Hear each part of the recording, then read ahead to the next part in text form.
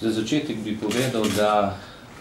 te ugotovitve v nobeni točki, ki so vezane na mene, ne držijo. Prav v nobeni. In da so, ne samo, da so izmišljene, ampak so celo laž. In z ozirom na to sem angažiral odvetnika, ki bo to tudi dokazal, gospoda Francija Matosa, ki ima izkušnje na tem področju. Dejstvo je, da menimo, da je Komisija za preprečevanje korupcije s tem načelnim mnenjem številka 137 presegla svoje pristojnosti in gre za načelno mnenje, ki kot tako je nezakonito. Zato smo se odločili in na Upravno sodišče v Ljubljani 14.7.2008 vložili tožbo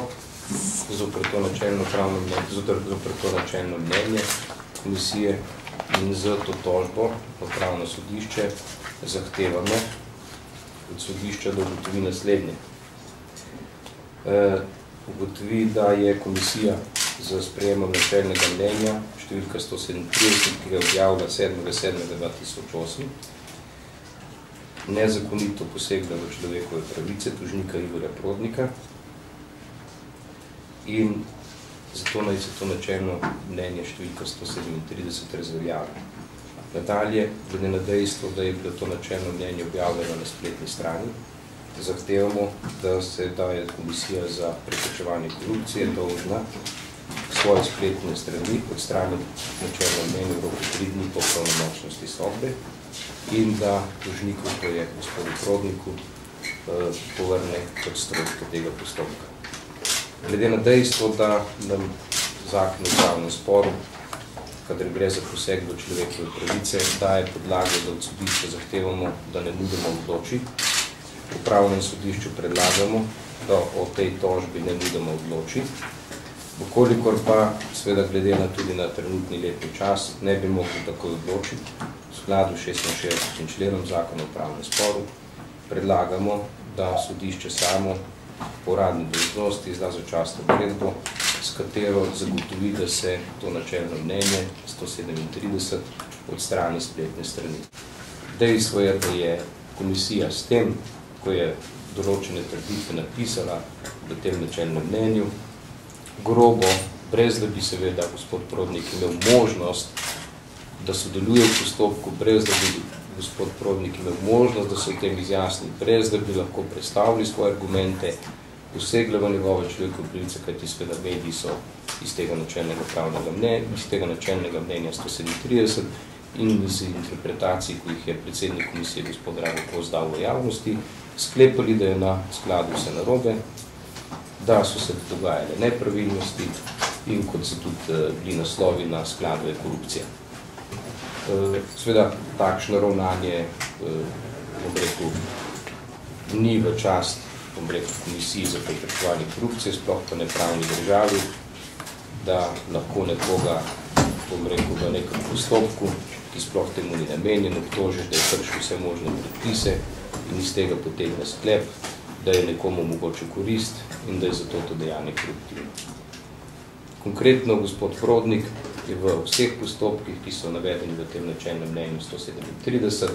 gre sicer za 3 primere, ki se pač nanašajo na njega, ravnal v skladu s predpisi, ravnal v skladu z zakoni in ni prekršil nikakršnega predpisa in vse je navedbe pisano v načelnem mnenju, ki se tiče njega konkretno, so ali neresnične, ali pa so poskus zavajanja in obračanja dejstev za namenom prikazovanja nezakonitosti in za namenom diskreditacije gospoda Prodnika. Čemu je to namenjeno, si boste morali pač poiskati odgovor sami. Veliko je bilo načelnih mnenj v konkretnih zadevah, čeprav je Ustavno sodišče jasno povedalo in tudi tak bo polog tega načelnega mnenja, potem ko bo Upravno sodišče v tej tožbi odločilo, da komisija seveda z načelnim mnenjem ne more obravnavati konkretnega primera in konkretnega posameznika in seveda jasno je potem zapisati neke ugotovitve. Istočasno smo 24.7.2008 Državno pravobranilstvo Republike Slovenije glede na to, da je Komisija za preprečevanje korupcije državni organ, to je organ Republike Slovenije, naslovili odškodninski zahtevek, v katerem opisujemo seveda zopet poseg v človekove pravice gospoda Prodnika, nedopusten poseg in seveda na podlagi tega, ker smo mnenja, kot sem že povedal, da je bil ta poseg nezakonit, protipraven, zahtevamo, da se gospodu Prodniku država plača odškodnino v znesku 10.000 evrov, zaradi tega, ker je bil krnjen njegov ugled, njegove osebnostne pravice, prizadeti bil njegov ugled v javnosti. Dejstvo je, da je iz člankov in iz poročanj medijev izhajalo, da naj bi seveda gospod Prodnik ravnal nezakonito, da naj bi ravnal koruptivno in zato zahteva pač plačilo odškodnine.